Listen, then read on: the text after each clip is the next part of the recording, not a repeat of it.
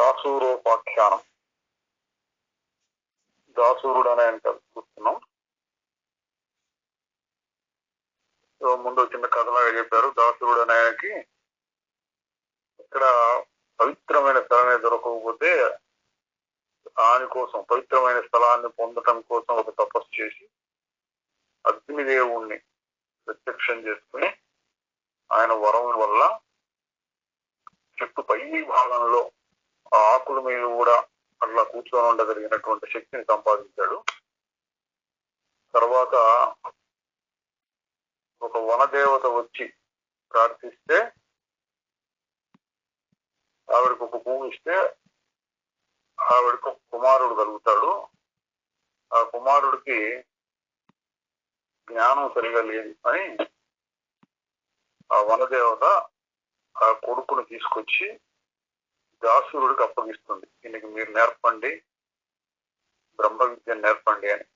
అప్పుడు దాసురుడు ఆ పిల్లవాడికి ఉపన్యాసం చేయడం మొదలు పెడతాడు.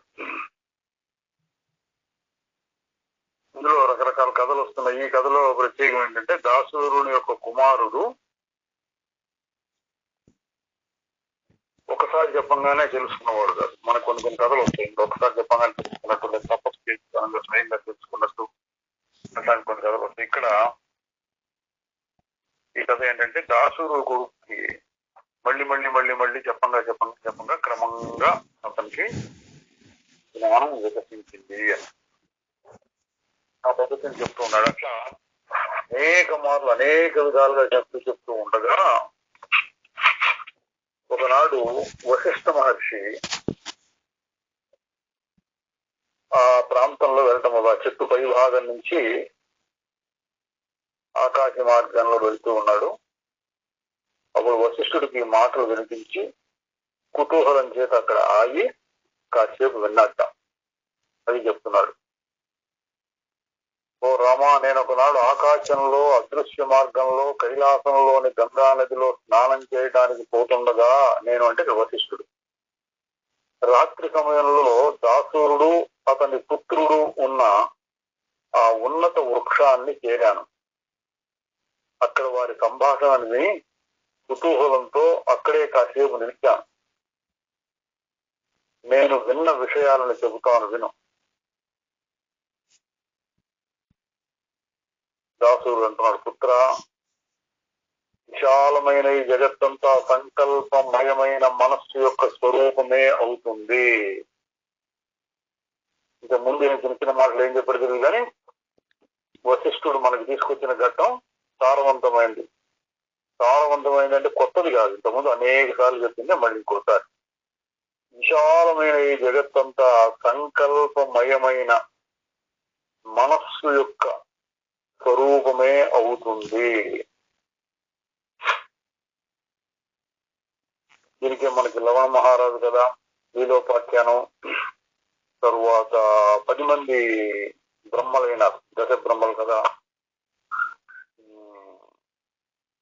తర్వాత ఈ శుక్రోపాఖ్యానం, శుక్రుడు కూర్చుని ఊహించుకొని ఎక్కడికో వెళ్ళిపోయినట్టు, అక్కడ చచ్చిపోయినట్టు, పుట్టినట్టు మళ్ళీ ఊహించుకొని కొత్త కొత్త జన్మలు పెట్టాడు. ఈ మనస్సు వల్లనే ఈ ప్రపంచం అంతా వస్తుంది అని చెప్పడానికి అనేక కథలు చెప్పాడు. అందులో ఈయన మళ్ళీ పుత్రుడికి బోధిస్తున్నాడు. ఈ జగత్తంతా సంకల్పమయమైన మనస్సు యొక్క స్వరూపమే అవుతుంది. మనస్సు పుడితే జగత్తు పుడుతుంది. అంటే లాజిక్ ఎందుకు ఎట్లా అంటే రీజనింగ్, దానికి హేతువాదం, తర్కం, సమాధాన యుక్తి ఏంటంటే మనస్సు పుడితే జగత్తు పుడుతుంది, మనస్సు నశిస్తే జగత్తు నశిస్తుంది. ఇది అందరి అనుభవంలోనూ ఉంటుంది. అందరికి తేలిగ్గా ఫస్ట్ లెవెల్ ఎగ్జాంపుల్ గాఢ నిద్ర. గాఢ నిద్రలో మనస్సు ఉండదు, ప్రపంచం ఉండదు. గాఢ నిద్రలో నుంచి ఇది జాగ్రత్త అవస్థ అంటే మెలకువలోకైనా లేక అటు కళలోకైనా వెళ్ళినప్పుడు ప్రపంచం తోస్తూ ఉంది. గాఢ నిద్రకి తక్కిన 2 అవస్థలు తేడా ఏంటంటే ఈ రెండు అవస్థల్లోనూ మనస్సు పనిచేస్తుంది. అక్కడ మనస్సు పని చేయకుండా ఆగిపోయింది. దీన్ని బట్టి చూస్తే మనస్సు ఉన్నప్పుడు ప్రపంచం ఉంటుంది, మనస్సు లేనప్పుడు ప్రపంచం లేదు. అయితే మనస్సుకి ప్రపంచానికి ఏంటి సంబంధం ఏంటి అంటే, మా ప్రపంచం అక్కడ ఉంటుంది, మనస్సు వచ్చి దాని మీద పడితే ప్రపంచం మనకు అనుభవం అవుతుంది అని. మనస్సు ప్రపంచం ఒకటి ఉంది, మనస్సు ఒకటి ఉంది. మనస్సు ఒక్కొక్కసారి ప్రపంచాన్ని చూస్తుంది, ఒక్కోసారి చూడదు. ఇది సామాన్యంగా అందరం చెప్పుకున్న మాట. ఇక్కడ దీన్ని గట్టిగా ఇంకొంచెం లోతుగా విచారణ చేసి ఈ దాసూరుడు నోటి ద్వారా వశిష్ఠుడు వాళ్ళు మీకు చెప్పారు. బయట ప్రపంచం ఉండాల్సిన అవసరం ఏంటి? బయట ప్రపంచం లేకుండానే మనస్సులో అనుభవం కలగచ్చు కదా. బయట ప్రపంచం ఉన్నది, ఇక్కడ మనస్సు ఉన్నది. ఈ మనస్సు ఆ బయట ప్రపంచాన్ని తెలుసుకుంటోంది. ఇది మామూలుగా మనందరికీ ఉన్నటువంటి నమ్మకం. ఈ నమ్మకాన్ని ప్రశ్నిస్తున్నారు ఇక్కడ. బయట ప్రపంచం ఉంటేనే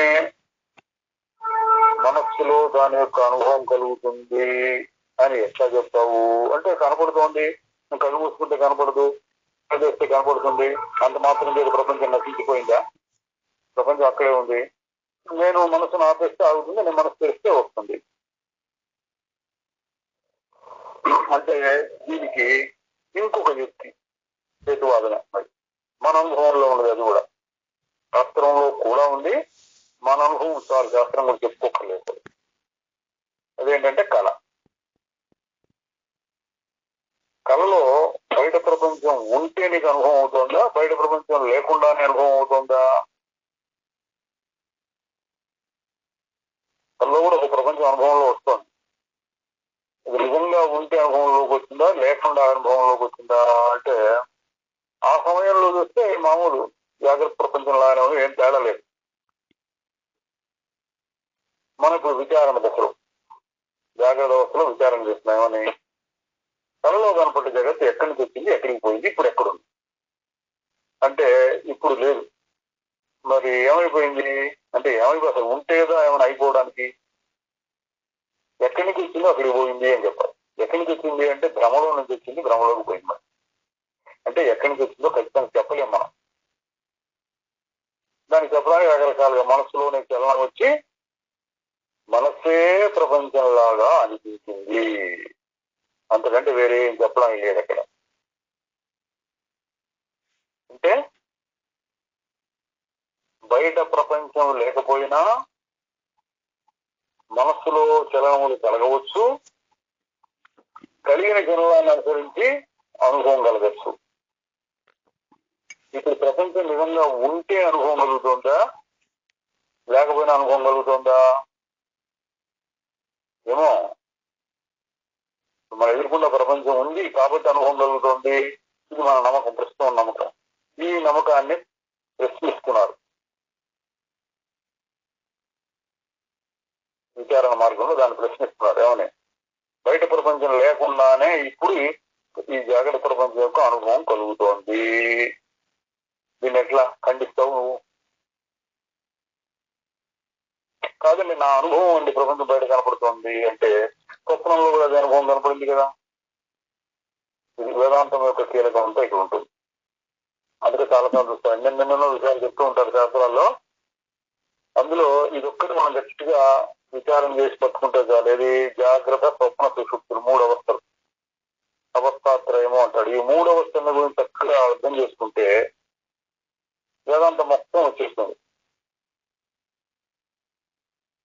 గాఢ నిద్రలో ఏం లేదు, బాగుంది, అనుభవం లేదు, అందులో మనసు లేదు, ప్రపంచం లేదు. సరే, స్వప్నంలో మనస్సు ఉంది, బయట ప్రపంచం లేదు, కానీ మనస్సు ఆ ప్రపంచాన్ని సృష్టిస్తాం. ఇంకొంచెం అదే ఈ ఉదాహరణ పొడిగి తీసుకొస్తే,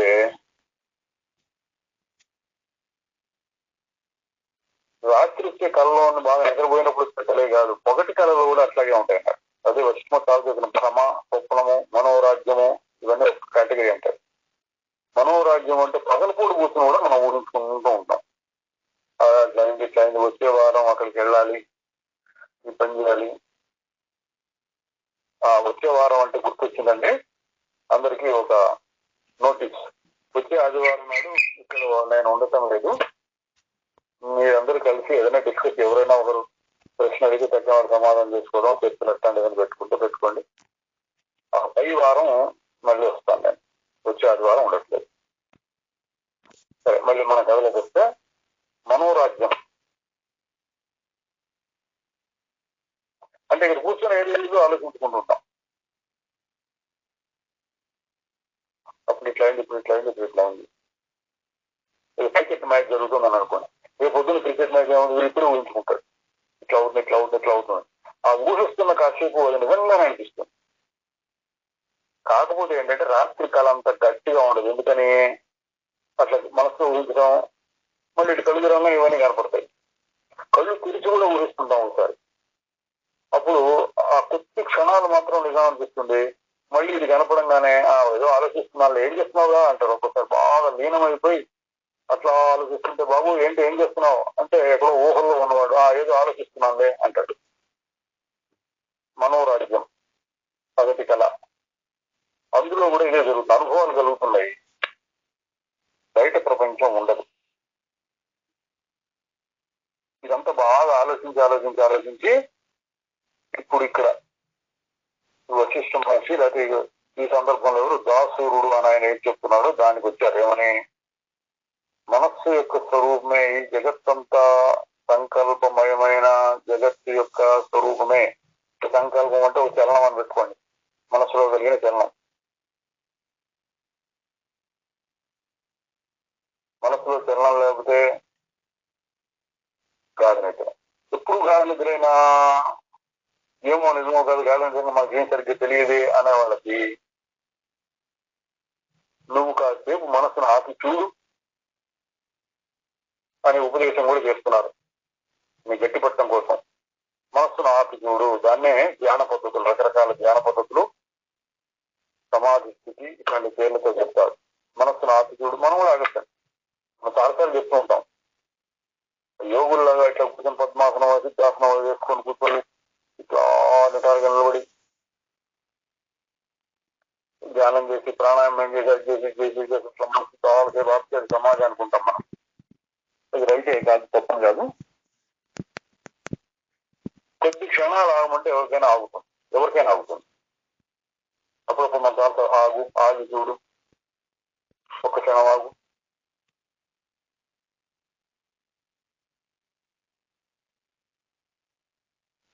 ఇట్లా ఆగినప్పుడు కూడా మన ప్రపంచం లేదు. కానీ భ్రమ మాయ ఏం చేస్తుందంటే, ఓ 2 సెకండ్లు 3 సెకండ్లు 4 సెకండ్లు మళ్ళీ రాగానే ఆ ప్రపంచం ఎక్కడికి పోయి ఇక్కడే ఉంది కదా అన్నట్టు భ్రమ కలుగుతుంది. ఏదో కొద్దిసేపు నా మనసు ఆగింది, ప్రపంచం ఇక్కడే ఉంది కదా అన్నట్టు అనుకుంటాం. కానీ స్వప్నం ఉదాహరణ తీసుకుంటే, ప్రపంచం బయట లేకపోయినా మీకు అనుభవం కలగచ్చు. ఎట్లా కలుగుతుందంటే, మనస్సు తనలోనే తాను కొన్ని చలనాన్ని పుట్టించుకుని, ఒక్కొక్క చలనానికి ఒక్కొక్క కొత్త రూపములు, నామములు, అర్థాలు, దానివల్ల వచ్చేటటువంటి అనుభవాలు పొందుతూ ఒక ప్రపంచం ఏదో ఉన్నదా అన్నట్లుగా తనలో తాను భావించుకుంటూ ఉంటుంది. సృష్టి చేసుకుంది తన తాను. రాత్రి ఎట్లా సృష్టి చేసిందో పగలు కూడా అట్లా సృష్టి చేసింది.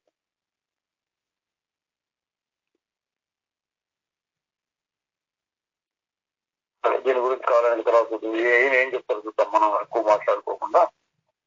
మనస్సు పుడితే జగత్తు పుడుతుంది, మనస్సు నశిస్తే జగత్తు నశిస్తుంది. మనస్సు నశిస్తే ఎట్లా, గాలి నిద్రలో నశించడం అంటే పూర్తిగా మళ్ళీ తిరిగి రానట్టుగా దాన్ని నశించిపోయి తర్వాత దాన్ని దహనం అది కూడా చేసేసారు. అట్లా కాదు, మనస్సు కాసేపు ఆగినప్పుడు అని పెట్టుకోండి.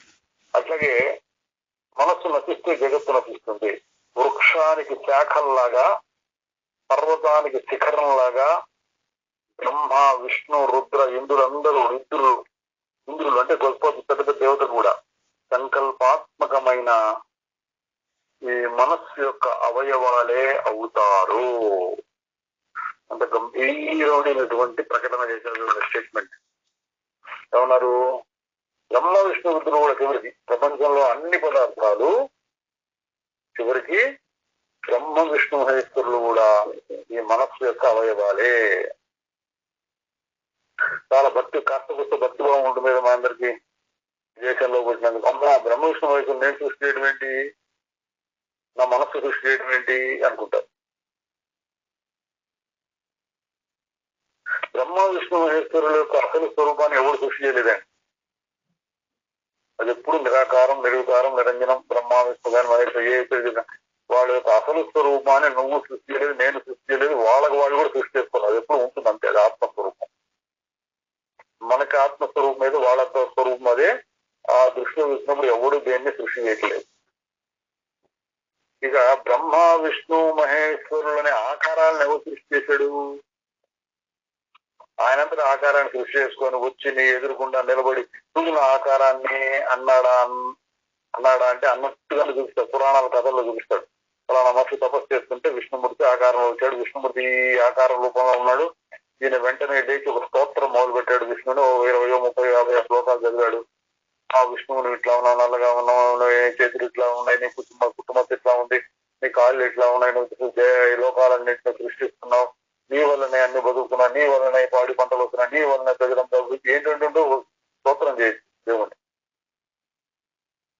ఇదంతా ఎక్కడి నుంచి వచ్చింది అంటే దేవుడు అనేవాడు ఒక ఉన్నాడు, ఎక్కడో ఆ ఆకారంలో ఉంటాడు, మన దగ్గరికి వచ్చాడు అని. దీన్ని ఒక రకం ముందు ఒక రకంగా చూడండి. మీ ఎదురుకుండా వచ్చి మీకు కనపడ్డాడు అనుకోండి దేవుడు. ఎక్కడైంది అనుభవం? దేవుని యొక్క అనుభవం ఎక్కడైంది? నీ మనస్సులో అయింది అనుభవం. ఎంతసేపు ఉంటుంది? దేవుడు ఎప్పుడు ఇట్లా ఎదురుకుండా నిలబడి, ఒకవాళ్ళు నిలబడ్డా నువ్వు ఆయన చూడలేవు. ఎక్కువసేపు నిలబడితే నేను ఎదురైతే పడుకుంటావు. మళ్ళీ కాసేపు ఆ దేవుని చూస్తూ ఉన్నావు. ఏదైనా వరం కోరుకోమంటే కోరుకోవచ్చు, లేకపోతే ఊరికే కాసేపు చేసి మళ్ళీ దేవుడు కనిపించకుండా పోయినాడు. అంటే నీ అనుభవం కాసేపు వచ్చింది, పోయింది. అదే మనస్సు అంటే. మనస్సులోనే విష్ణుమూర్తి వచ్చేటప్పుడు అంటే అదే అర్థం. మన విష్ణుమూర్తి ఎక్కడ పుట్టాడు? నీ మనసులోనే. కానీ మన ఊహ, తర్వాత ఊహ వస్తుంది. ఆ విష్ణుమూర్తి నేను పుట్టడం ఏంటి, నా మనసులో రావడం ఏంటి, ఎక్కడో ఉన్నాడు నిజంగా, ఎక్కడో ఉన్నాడు నిజంగా అనేది నీ ఊహే, నీ అనుభవం కాదు. నీ అనుభవం వల్ల ఏంటి? వచ్చాడు, 1 నిమిషం 2 నిమిషాలు కనపడ్డాడు, పోయినాడు, కనపడకుండా పోయినాడు.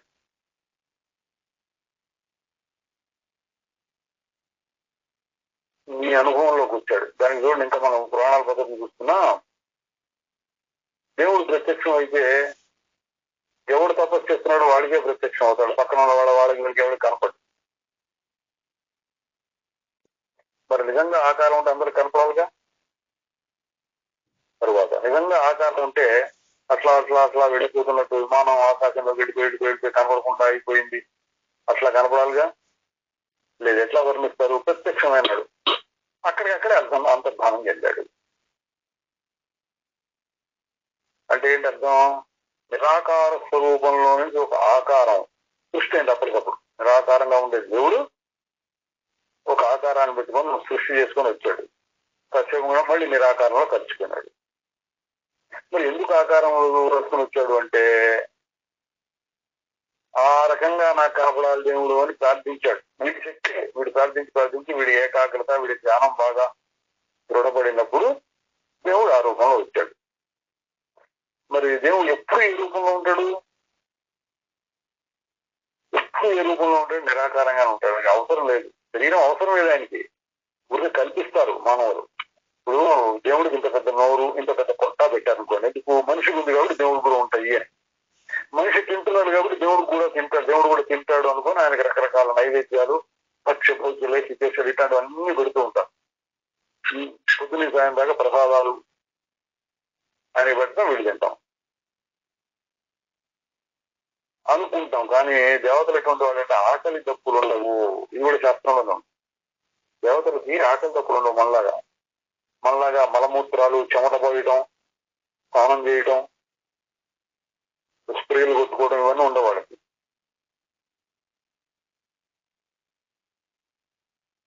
నిరాకార స్వరూపులు. వాళ్ళ ఆకలి తప్పులు ఉండవు. ఆకలి తప్పులు లేకుండా మరి నోరెందుకు, పట్టెందుకు?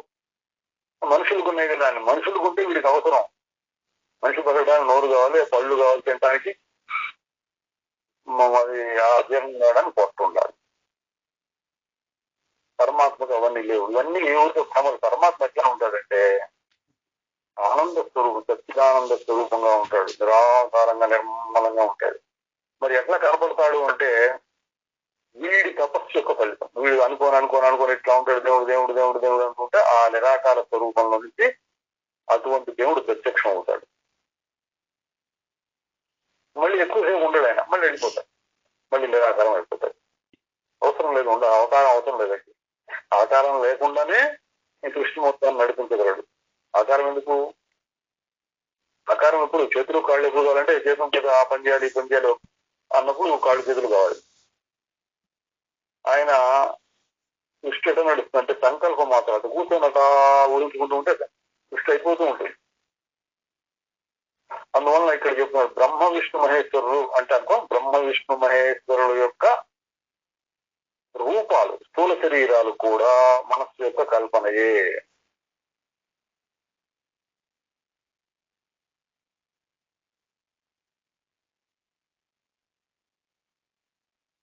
అయితే మళ్ళీ కొంతమందికి అనుమానం కలిగి ఎట్లా పాపం అంత పెద్ద దేవతలు నేను సృష్టి చేశానంటే నాకు నచ్చట్లేదండి అంట.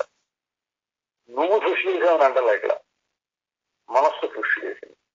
ఆయన నా మనస్సే కదండి అంటారు. నీ మనస్సు కాదు, మనస్సు నీది కాదు.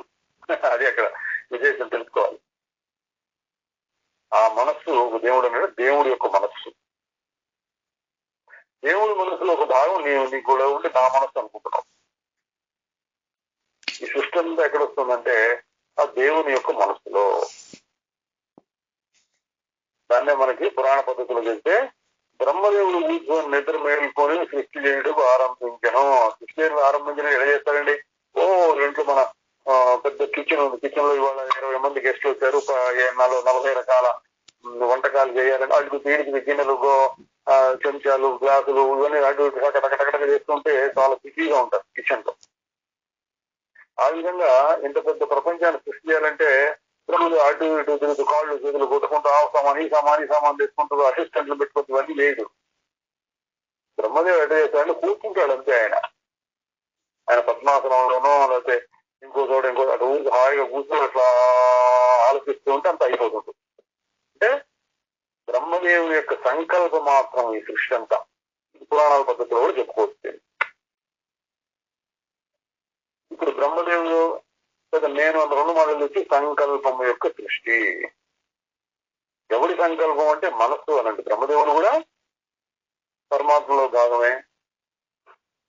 ఆ పరమాత్మలో వచ్చినటువంటి చలనంలో బ్రహ్మదేవుడు అనండి, నువ్వు అనండి, నేనండి, నీ మనస్సు నా మనసు అంతా మనస్సు కలిసి ఒకటే మనస్సు అన్నప్పుడు సృష్టి ఎక్కడ జరుగుతుందో అదే మనస్సు. అంటే బ్రహ్మదేవుడు అంటేనే మనస్సు అనుకో. ఆ బ్రహ్మదేవుడు ఎక్కడ అక్కడ ఇక్కడికి మనకి ప్రాబల్యం. బ్రహ్మదేవుడు అంతటా ఉంటాడు. ఎట్లా? నీ మనసులో ఆ సంకల్పం వస్తే అదే బ్రహ్మదేవుడు. సృష్టి జరిగింది అక్కడ. సరే ఇట్లా ఆలోచించుకుంటే ఏమి ఇవన్నీ లేకపోయినా బ్రహ్మ విష్ణువేశ్వరు లేకపోయినా మనం ఇందా చెప్పినట్టు సుషుప్తి స్వప్నం ఈ 2 అవసరాలు తీసుకుంటే మనస్సు ఉన్నప్పుడు ఉంటుంది, మనస్సు లేనప్పుడు ఉండదు. కాబట్టి మనస్సే ప్రపంచము. మనస్సుతో ప్రపంచాన్ని చూడటం కాదు, మనస్సే ప్రపంచం. బాలుని యొక్క సంకల్పం చేత పిశాచాలు ఉత్పన్నమయ్యేటట్లు, పిశాచాలు పుడుతున్నాయంటే నిజంగా పుట్టడం కాదు, ఇక్కడ భ్రమలో తోచేటట్లు బాలుని యొక్క సంకల్పం అంటే ఏంటి?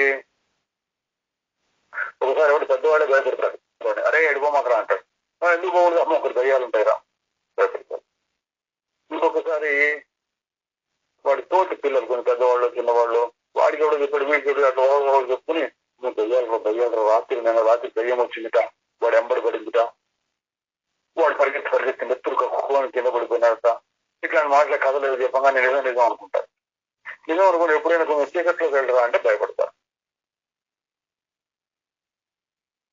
ఎందుకు భయపడతారు అంటే వాడి దృష్టిలో దయ్యం ఉంది, ఇక్కడ చీకటిలో దయ్యం ఉంటుందని అనుకున్నాడు. కాబట్టి మళ్ళా ఇట్లా విచారం చేయడు. ఎవరో చెప్పాడు చీకట్లో దయ్యం ఉంటుందిరా అని. ఉంటుంది ఉంటుంది నమ్మేశాడు. ఉందా లేదా అంటే వాడికి సంబంధించినంత వరకు ఉన్నట్టే. ఎందుకు చీకట్లోకి వెళ్ళి భయపడతాడు. గట్టిగా మనం బలవంతంగా పంపించినదో అవసరం చూసి వెళ్లాల్సి వస్తే వాడు భయపడతాడు, జ్వరం కూడా వస్తుంది. వాడి దృష్టిలో ఉన్నది విచారణ దృష్టిలో చూస్తే ఉండదు. ఈ ప్రపంచం అట్లాగే సంకల్పంతో ఇట్లాగే ఇట్లా ఆడుకుని మనసు ఇట్లా ఆడుకునేడు ప్రపంచం తోస్తుంది. మనస్సు ఆగిపోతే ప్రపంచం ఆగిపోతుంది. అందుకని ఈ ప్రపంచం మొత్తము సంకల్పము. సంకల్పం అంటే ఏంటి తర్వాత వస్తుంది అనుకుంటాను. మనం ముందు చెప్పు. సంకల్పం అంటే శుద్ధ చైతన్యంలో కలిగేటటువంటి చలనం. దాన్ని సంకల్పం అని పేరు పెట్టుకున్నాం. ఈ మనస్సు కల్పన చేతనే అనంత దుఃఖం కలుగుతుంది. దుఃఖం కలగడానికి కారణం ఇది. మనకు కావాల్సిన పాయింట్ కాబట్టి ప్రపంచం ఇట్లా చూస్తేనే అట్లా చూస్తేనే బ్రహ్మదేవుడు ఉన్నాడు అంత అవసరం. ఎవరికి మనకు వచ్చి ఎక్కడికి వస్తాం? నాకు కావాల్సింది ఏంటి? అది మన పాయింట్. దుఃఖం పోవాలి. ఈ దుఃఖం ఎట్లా వచ్చింది? ఇందువల్ల వచ్చింది చాలా కారణాలు కలుగుతాయి. ఆ కారణాలన్నిటి యొక్క సారాంశం ఏంటంటే మీకు మనస్సు ఉన్నది కాబట్టి దుఃఖం వస్తుంది. మనస్సు లేకుండా ఉండొచ్చా? గాఢ నిద్రలో ఉన్నాగా అట్లా. మనస్సు లేక దుఃఖం లేదు. ఇప్పుడు ఎందుకు వస్తుంది అంటే మనస్సు పని చేస్తుంది. మనస్సు ఏం చేస్తుంది? కల్పనలను సూచిస్తుంది. ఇట్లా అట్లా ఇట్లా ఎదుర్కొండా ఉన్న దాంట్లో దుఃఖం చాలా తక్కువగా వస్తుంటుంది. ఇది ఆ క్షణంలో డబ్బు తెలిస్తేనో ఆకలి వేస్తేనో అటువంటి అప్రత్యక్షం అప్పటికప్పుడు వచ్చిన దుఃఖాలు అనుకోండి. మనిషిలో కలిగిన ఎక్కువ దుఃఖాలు ఏంటంటే ఊహలు, భావిల గురించి, అంటే భవిష్యత్తుని గురించి ఊహలు, భయాలు. ఎట్లా అవుతుందో అట్లా అవుతుంది, ఏం చేయాలి తెలియదు. అయిపోయిన దాని గురించి బాధపడాలి. అట్లా అయ్యింటే బాగుంది, ఇట్లా జరిగింది, నా ప్రాబ్లం ఇట్లా ఉంది, ఇట్లా ఉంది, అట్లా అయ్యింది ఎంత బాగుండదు. ఈ రకమైన చింతలు.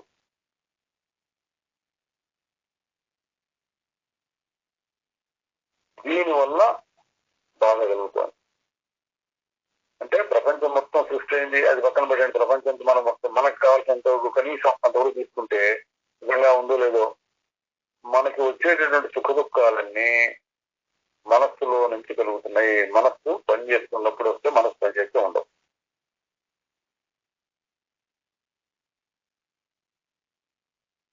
ఈ మనస్సు కల్పన చేతనే అనంత దుఃఖం కలుగుతుంది. ఓ పుత్ర, సంకల్పాత్మకమైన ఈ మనస్సును బాహ్య వస్తువులన్నింటి నుండి మరల్చి సమాధి అభ్యాసం చేత, ఆత్మ జ్ఞానం చేత దాన్ని నిర్మూలించి ఆత్మయందు విశ్రాంతిని పొందే ప్రయత్నాన్ని చేయి. ఇదండి మనకేంటంటే పుత్రుడు వాడు జ్ఞానం లేకపోవడం వల్ల దుఃఖపడుతున్నాడు. ఇది ఇది ఇది అనుకున్న సంసార భ్రమలో పడ్డాడు. ఆ భ్రమను చేసేసి వాడి దుఃఖాన్ని తొలగించడం కోసం, అంటే జీవన్ముక్తిని కలిగించడం కోసం ఈ వర్క్ చేస్తున్నాడు. అందుకని సంకల్పాన్ని గురించి కాసేపు చెప్పాడు. చెప్పి ఎటు తీసుకొచ్చాడు? మీకు కావాల్సిందేంటి? మీకు కావాల్సింది సుఖం, దుఃఖం వద్దు. ఆ దుఃఖం ఎందుకు కలుగుతుంది? సంకల్పం చేతనే కలుగుతుంది. అప్పుడు అయితే ఏం చేయాలి అంటే ఇది చెయ్యి, ఇట్లా చెయ్యి అని చెప్తాడు దుఃఖం పోవడం కోసం. ఇన్స్ట్రక్షన్స్ అన్నమాట. ఇట్లా చెయ్యి. చూడండి ఇందులో సిద్ధాంతాలు వస్తాయి. ఇట్లా చెయ్యి అని చెప్తాడు. చేస్తే ఏమొస్తుంది పరిణామం అంటే ఫలితం? అట్లా కలిగి ఉన్న వాళ్ళు జీవన్ముక్తులు, వాళ్ళ చరిత్ర ఇవన్నీ చెప్తూ ఉంటారు. ఇక్కడ సంకల్పాత్మకమైన మనస్సును, సంకల్పాత్మకం అంటే ఊరిక చెలిస్తూ రకరకాలు చూపించేటటువంటి మనస్సును బాహ్య వస్తువులన్నింటి నుండి మరల్చి, బాహ్య వస్తువులన్నింటి నుండి మరల్చి, ఇది మాటిమాటికి చెప్తూ ఉంటారు. కిందసారి కూడా నిన్న మొన్న కిందసారి చదువుకుందంటే వచ్చి జ్ఞానం కలిగినందుకు గుర్తు వైరాగ్యం అన్నాడు. ఈ మనస్సు వల్ల, మనస్సు కల్పన చేయడం వల్ల దుఃఖం కలుగుతుంది. కాబట్టి మనస్సును బాహ్య వస్తువుల నుండి మరల్చి సమాధి అభ్యాసం చేత, ఆత్మజ్ఞానం చేత దాన్ని నిర్మూలించి, ఇది మనస్సును సమాధి ఆత్మజ్ఞానం చేత నిర్మూలించమన్నాడు. ఎట్లా నిర్మూలిస్తారు మనస్సుని అంటే ఒకటి సమాధి అంటే అటు మనసును కాసేపు ఆపేయడం, కొద్దిసేపు అయినా అట్లా ఆపటం, ఇదొక అభ్యాసం. రెండవది ఆత్మజ్ఞానం. ఆత్మజ్ఞానం ఏం చెప్తుంది? కొంచెం తేడా ఉంది దానికి. ఆత్మజ్ఞానం చేస్తుంది అసలు మనసు లేదు, సంకల్ప వికల్పాలన్నీ మాయ, స్వప్నం వంటివి, అది కదిలినా నీకేం సంబంధం లేదు. అయితే ఆ సంకల్పాలు రావచ్చా, రకరకాల ఆలోచనలు వస్తే రాని నువ్వు పట్టించుకో, నువ్వు సాక్షిగా ఉంటే నీకేం బాధలేదు. ఇది ఆత్మజ్ఞానం. పూర్తిగా ఆపటం ఒకటి సమాధి. ఆపకపోయినా నాకేం నష్టం? మనసు కదిలితే నాకేం నష్టం? ఎందుకని? నేను శుద్ధమైన సాక్షి స్వరూపం కాబట్టి అని తెలుసుకోవడం ఆత్మజ్ఞానం. ఈ రెండు రకాలుగాను అభ్యాసం చేత, ఆత్మజ్ఞానం చేత దాన్ని నిర్మూలించి, దాన్ని అంటే మనస్సును నిర్మూలించి ఆత్మయందు విశ్రాంతిని పొందే ప్రయత్నాన్ని చేయి. ఆత్మయందు విశ్రాంతి అంటే బయట దాన్ని వదులుకోవాలి, లోపల దాంట్లో కలవాలి. రెండు కలిసే ఉంటాయండి. లోపల దాంట్లో కలవాలంటే బయట దాన్ని వదులుకోవాల్సి వస్తుంది. అందుకని బయట దాన్ని వదులుకోవడానికి ముందు కొంత అభ్యాసం చేసి, ప్రత్యేకంగా ఒక అభ్యాసం వదులుకోవడానికి, లోపల దాన్ని పట్టుకోవడానికి దానికి ప్రత్యేకంగా అభ్యాసం చేయొచ్చు. రెండు రకాల అభ్యాసాలు కలిపి చేయొచ్చు. దాన్నే అభ్యాసము, వైరాగ్యము అని రెండు మాటలు చెప్తూ ఉంటారు. అభ్యాసం అంటే లోపలికి తీసుకెళ్లి ఆత్మలో నిలబెట్టడానికి, వైరాగ్యం అంటేనేమో ప్రపంచం యొక్క దుఃఖాన్ని, అనవసరత్వాన్ని, అవసరం లేదు, తరువాత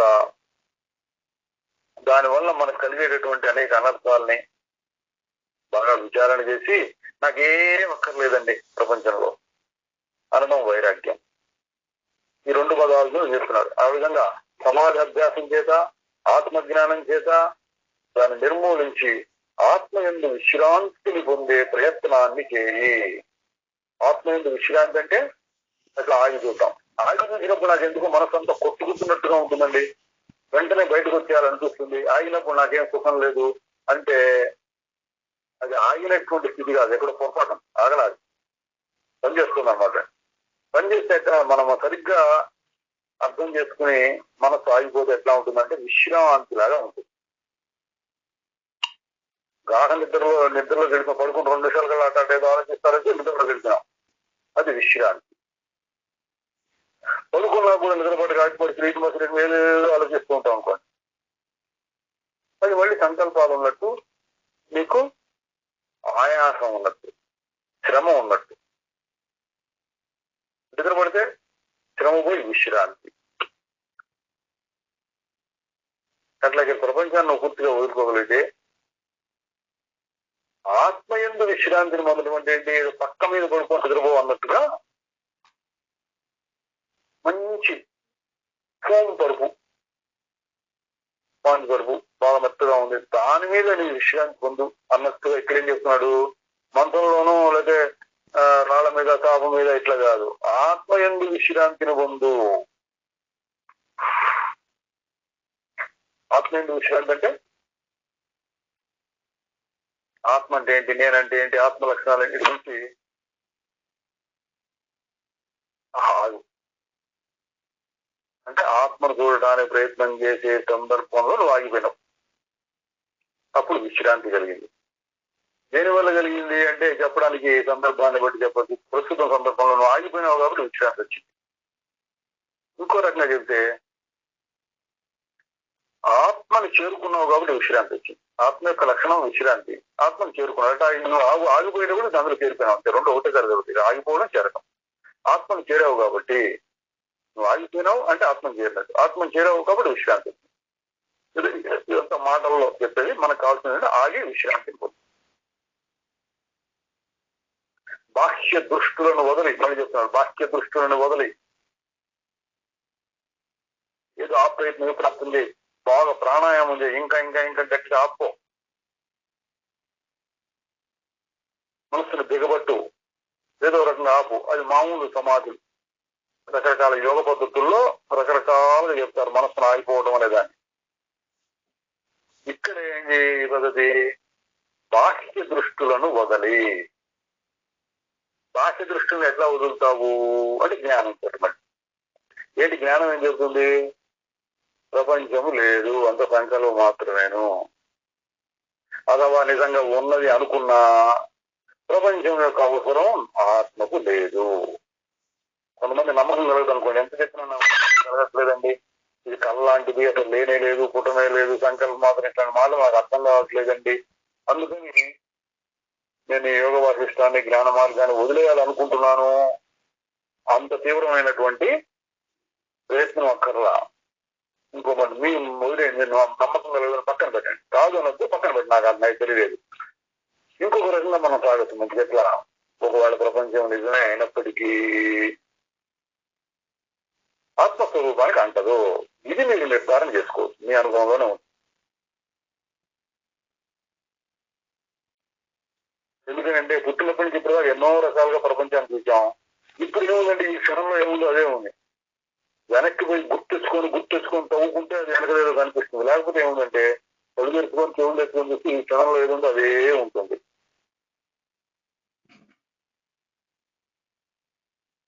దక్షిణ ప్రపంచం అంతా పోయింది. అందుకని మనసుని విడిచిపితే బాహ్య దృష్టిని వదిలేసినట్టే. వదలటం కోసం ఆత్మజ్ఞానం. బలవంతంగా వదిలితే పెద్ద ప్రయోజనం ఉండదు. వాసనలో ఉన్నప్పుడు బలవంతంగా వదిలితే కాసేపు నాకు మళ్ళీ ప్రపంచం మీద వెళ్ళిపోతుంది. అంత కాదు, జ్ఞానమయమైన దృష్టితో ప్రపంచాన్ని వదిలితే తర్వాత కూడా మళ్ళీ ఆ భావన కలగకూడదు. ఏదో కాసేపు ధ్యానం చేసుకున్నాను, అప్పుడు కుదిరింది ధ్యానం, కుదిరినప్పుడు ప్రపంచం లేదు, అట్లా కాకుండా జ్ఞానంతో చెప్పినప్పుడు మాటను ఎట్లా ఉంటుంది,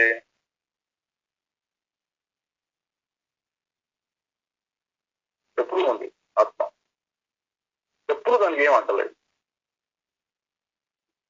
కాసేపు కాదు, ఎప్పుడు దానికి ఏం అంటదు. నేను పని చేస్తా దానికి అంటదు. ఎప్పుడైనా కొంచెం దుఃఖం కలిగింది, దుఃఖం కూడా ఆత్మకు అంటదు.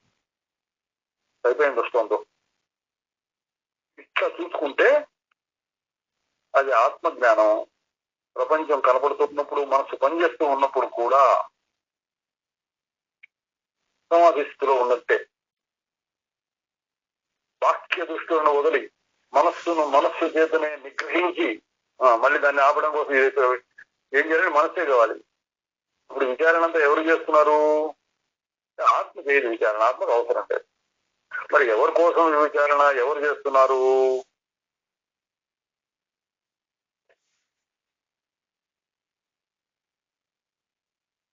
అంటే మనస్సే. ఎందుకు?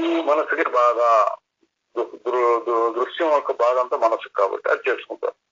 అందుకని మనస్సు చేతనే నిగ్రహించి ఆగు అని గట్టిగా పట్టుదలతో నేను చేయదలుచుకున్నాను, ఈ రోజు నేను ఈ వ్రతం చేసిన కాక అని సంకల్పించుకున్నాను అని మంచిగా అట్లా రూల్స్ ప్రకారం ఉంటే ఆ వ్రతం చేసినట్లు. అట్లా కాకుండా అర్థం చేసుకున్నారు అనుకోండి, అది ఏం లేదు ప్రపంచం దూకడానికి పోతాం, దూకుని ఇష్టం, ప్రపంచం ఏం లేదు. ఈ జ్ఞానం కలిగినాక 2-3 సార్లు దూకినా అది స్వయంగా తెలుసుకుంటుంది, నిజమే ప్రపంచం ఏం లేదు, అనవసరంగా దూకుతున్నాం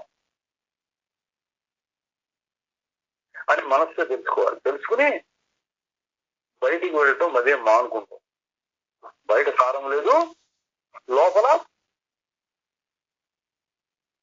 గొప్ప సుఖం ఉన్నది, మనం ఏం ప్రయత్నం చేయకుండానే వస్తుంది అని అర్థం చేసుకుని మనస్సును నిగ్రహించాలి. ఈ విధంగా అర్థం చేసుకుని నిగ్రహించాం. మనస్సు చేతనే నిగ్రహించి బాహ్య అంతర పదార్థాలకు సంబంధించిన సంకల్పాలన్నింటినీ తీసివేయి. సంకల్పాలు అంటే ఇక్కడ మనసులో కలిగే దీనికోసం దానికోసం, ఇది మంచిగా చెడ, వాటి గురించి అటువంటివన్నీ తీసేసి బాహ్య పదార్థాలకు అంతర పదార్థాలకు సంబంధించిన సంకల్పాలన్నింటినీ తీసేయండి, ఆపు. ఓ పుత్రుడా, ఎవరు దాసుడు పుత్రుడు చెప్తున్నాడు, వేల కొలది సంవత్సరాలు ఉగ్ర తపస్సును ఆచరించినా, శిలలపై పెట్టి దేహాన్ని చూర్ణం చేసుకున్నా, అగ్ని ఎందు ప్రవేశించిన, భయంకరమైన లోయల్లోకి దూకిన, ఖడ్గ ధారపై పడిన, ధార అంటే ఖడ్గం యొక్క అంచు నున్నగా ఉంటుంది చూడండి, అది ఖడ్గ ధారపై పడిన, బ్రహ్మ విష్ణు హరులను గురువులుగా పొందిన, అంత పెద్దవాళ్ళు గురువులైనా సరే, స్వర్గ పాతాళ భూలోకాల్లో ఎక్కడ నివసించినా సంకల్ప నాశం తప్ప మీకు మోక్షానికి మరొక ఉపాయం లేదు. మనస్సును సంకల్పం మాట్లాడి మనస్సు నాపడం. మళ్ళీ చాలాసార్లు చెప్పుకున్నాం, మళ్ళీ ఒకసారి మనస్సు నాపడం అంటే పూర్తిగా ఆగిపోయి చేయటం సమాధి. ఆ దోవలో ప్రయత్నం చేస్తుంటారు కొంతమంది యోగులు ఇతర పద్ధతుల్లో. మనం అంటే ఇక్కడ కూర్చున్న వాళ్ళు, దాదాపు కూర్చున్న వాళ్ళు అందరూ కూడా వ్యవహారంలో ఉన్నవాళ్ళు, గృహస్థాశ్రమంలో ఉన్నవాళ్ళు, ఏదో పనిపాట్లలో ఉంటారు. 24 గంటలు సమాధిలో కూర్చో ధ్యానం చేయంటే కుదరదు. కానీ జ్ఞానం అంటే చెప్పడు, ఇప్పుడు కూర్చొని ఉండాలని కదా. ధ్యానం ఏం చెప్తుంది? ఆత్మ ఎప్పుడు ఉందిగా. సమాధి ఎందుకు ఏమి ధ్యానం సమాధి ఎందుకు అంటే నువ్వు గుర్తించడం కోసం, నీకు తెలియలేదు కాబట్టి ఇంతకుముందు గట్టిగా తెలుసుకోవడం కోసం, బాగా దృఢపడటం కోసం, ఓహోహో ఇదేరా నీకు నమ్మకం కలగడం కోసం ధ్యానము సమాధి మొదలైన వాటిని చెప్తూ ఉంటారు. వశిష్ఠ మహర్షి కూడా చెప్పాడు, పైన చెప్పాడు, సమాధి అభ్యాసం చేత ఆత్మజ్ఞానం చేత రెండు అన్నాడు. సమాధి అభ్యాసం చేయి, కానీ అది చాలు, జ్ఞానం కూడా ఉండాలి. ఆ సమాధి అభ్యాసం చేత ఆత్మజ్ఞానం చేత రెండు. ఆత్మజ్ఞానం ఏం చెప్తుంది? అదే ఎప్పుడైతే కూర్చునేందుకు అది మీ స్వరూపమేగా, ఎప్పుడు ఉంటుంది అది. దాన్ని అంటే వెనకాల దాని బ్యాక్గ్రౌండ్ లో పెట్టుకుని దాన్ని చూడు, దీన్ని చూడు, రెండు కలిపి చూడు, అది సాక్షి. అంటే సాక్షి అటు అటు పరమాత్మని మర్చిపోకుండా, అంటే నిశ్చల స్వరూపాన్ని మర్చిపోకుండా ఇటు ప్రపంచాన్ని చూడు. ఇంకో రకంగా చెప్తే ప్రపంచంలో ఉన్నటువంటి ఎటువంటి పరిస్థితులు, ఎటువంటి విషయాలను చూస్తూ ఉన్నా లోపల ఆత్మను చూస్తూ ఉండాలి, ఆత్మను కూడా చూస్తూ ఉండాలి. రెండింటి కలిపి అది సాక్షి. అప్పుడు ఏం జరుగుతుంది? విషయాలు కనపడుతూ ఉంటాయి కళ్ళకి, చెవులకి, ఇట్లాంటి ఇంద్రియాలకి, కానీ లోపల నుంచి స్పందన, లోపల చలనం ఉండదు. ఇది బాగుంది అని కానీ, అదే ఇది బాగాలేదు వద్దు అని కానీ ఇటువంటి స్పందన లోపల నుంచి రాదు. ఎందుకని? లోపల మనసు వేరే పనిలో ఉంది. ఏం పని? ఆత్మను చూసే పని. ఆత్మ అంటే ఏంటి? ఆగి చూడు, అదే. ఆగిపోతే ప్రపంచం కనపడుతుంది. ఎట్లా? లోపల ఆగి బయట ప్రపంచాన్ని కొద్దిపాటి మనసుతో చూస్తూ ఉండొచ్చు. రెండు కలిసి చేయొచ్చు. దాన్ని మనం ఇంతకుముందు సాక్షి అన్న మాటతో చర్చించుకున్నాం. లోపల చలనాన్ని చూడొచ్చు, బయట చలనాన్ని చూడొచ్చు, రెండింటిని కలిపి కూడా చూడొచ్చు. వేల కొలది సంవత్సరాలు మళ్ళీ ఇది జ్ఞానం తప్ప మరో మార్గం లేదు అని మనం చెప్పుకుంటూ ఉంటాం. ఎవరి వాళ్ళు అట్లా చెప్తాడు, భక్తి తప్ప మరో మార్గం లేదు. ఆ భక్తిలో కూడా విష్ణుమూర్తి తప్ప మరో గతి లేదని ఒకడు, కృష్ణుడి తప్ప మరో గతి లేడనడు, రాముడే అని ఇప్పుడు ఆంజనేయుడు, ఇట్లా రకరకాలుగా చెప్పుకోవచ్చు. ఎవడి పద్ధతి వాడు గొప్పది అనుకుంటాడు. అలాగే మన పద్ధతి గురించి మనం చెప్పుకుంటున్నాం. ఇతరులు ఎవరైనా వస్తే మనం వాళ్ళని నేర్పించద్దు, వాళ్ళ ఇష్టం అనుకోవాలంటే, ఎవడి ఇష్టం వాడికి. మనకి ఇది నచ్చింది కాబట్టి మనం ఇది చెప్పుకుంటున్నాం.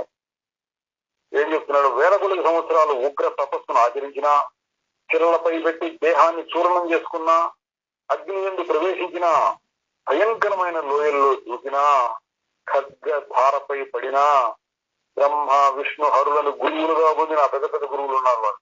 అయినా స్వర్గ పాతాళ భూలోకాల్లో ఎక్కడ వసించినా